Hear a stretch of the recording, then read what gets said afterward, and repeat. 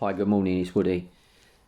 Another video talking about my life with prostate cancer. I'm stage 4 and I'm trying to sort of share these videos with people to try and see if my experience will help other people in the future or now. Sounds wrong, doesn't it, saying about the future? I'm really focusing on now. Two things since Christmas have happened. Positive and negative. Okay, we'll go for the positive first. The MRI that I had just before Christmas, because I had a couple of falls, has come back really positive. So there's no sign of any new cancer.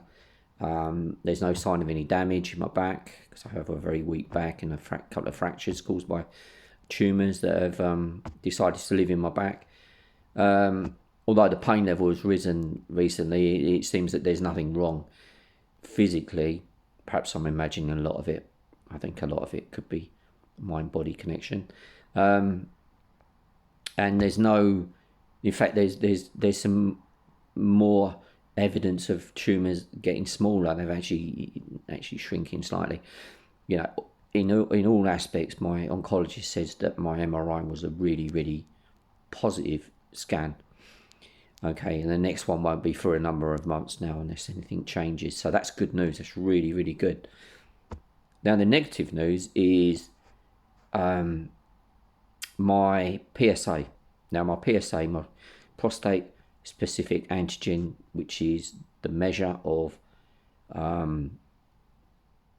much of that is in my bloodstream. Normal level 0 to 3 for the average guy. Having been on hormone therapy for the last year or so, my prostate level had gone right down to zero, so it was untraceable. And it had been like this for many months. Anyway, my latest blood test has shown a rise. Now, for me, this is the alarm bells start ringing, okay? It's only gone from 0 to 0.2. However, every time you think about it, you know, 0.2 to 0, it doesn't matter. It's a rise. So my mentality and my feelings, my everything is gone catastrophic, because that's how we deal with stuff. We think of the worst case scenarios, and we kind of make these things as if they're real. So in my mind, this is the beginning of the end, okay? Prostate PSA has risen. This is the red flag to say that the drugs are not working. However, the nurse that gave me the results said, don't worry about it, Woody. It's nothing. 0.2 is still way below the bar that you need to be worried about, you know. But she's not in my shoes. She's not in my body. She's not living this life where every month I have this, you know, it's like the executioner waiting there, the Grim Reaper waiting there to, you know, he's sharpening up his scythe because he says, hang on, look, that prostate cancer is back. I've been in remission for a while. However, there are the signs that it's rising, okay? So what do you think my mind's been like over that period since I found out about a week ago to now? The first couple of days, I guess it was like my mind was like a washing machine on full spin. I was, of course, navigating to the negative side of everything. My thoughts were negative. My emotions were negative. For a couple of days, I was walking around like a zombie in a trance, not really knowing what was going on, because this is the mental health that comes with this kind of this waiting every month for a blood test that tells you month on month how it's on 0. You think, that's great, another month over. It's gone up. It's like the end of days. Okay. So So I've said to myself, come on, Woody, pull yourself out of this, mate, because if you go down this pathway where you start assuming the worst, that's the experience you're going to get of your life day to day. Your day to day life will be changed, and it'll be worse. Okay. And it proves the old saying, it's not what happens to you, it's how you deal with what's happening to you, which ultimately means how you think about the stuff that's happening to you. Okay. There could be two people with identical cancers, identical results, one person having an absolute awful time, another person just taking it through their stride and experiencing a much better quality of life just by the way they are dealing with it. And I thought to myself again, what would I be advising someone who asked me, what should I do, Woody? My PSA's on the rise. Well, first of all, you've got to look at the positives. It's 0.2. It's nothing, okay? The second thing is, can you change something that's unchangeable? There's nothing that I can do to change the result of that blood test. That could just been a blip.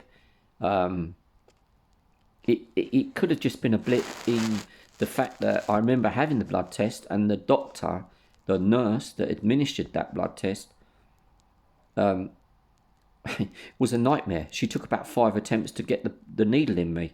3 in one arm, 2 in the other. I was actually going to turn around and say, it's all right, love. Give me it. I'll do it myself. It'd be a bit easier. So I really think she was struggling. Could that have an effect on it? I don't know. There could be something. But anyway, the nitty gritty of it is, look, I can't control what's uncontrollable. Full stop. I can't. So I have the choice of spending these next 3 weeks till my next test, potentially in every waking moment that I have a bit of spare time, expecting it to rise, okay, and making myself a right miserable time. And so I've chosen again to almost pretend it hasn't happened. Right, okay, I've had a blood test, so what? Let's get on with life. Let's just get on with life. Let's experience life how it should be. You know, I don't want my life controlled by a 28-day test and results month on month. I want my life to be controlled by the good things that happen, the things that I can do that make my life better. And ultimately, I like making other people's lives better. The experience I have with cancer, I can change other people's lives. My students that I teach to drive ambulances, I can teach them how important life is and not to worry, you know, and sweat about the small stuff. And that gives me power and strength. So this PSA result is a blip as far as I'm concerned. If it goes up next month, c'est la vie, that's life. So what can I do? Can I make it come down again?